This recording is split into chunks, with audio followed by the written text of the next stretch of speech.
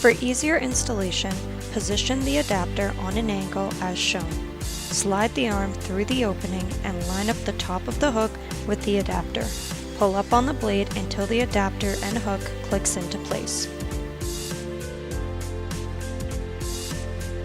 This blade features a universal adapter that will fit both a 1/4 inch and a 3/16 inch side pin arm.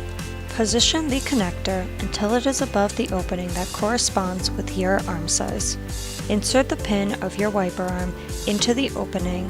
Note the blade will not sit flush against the arm. Press down on the adapter to lock the blade into place.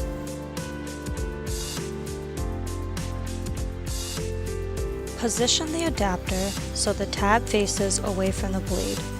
Insert the arm above the tab into the opening and push down on the blade until it locks into place.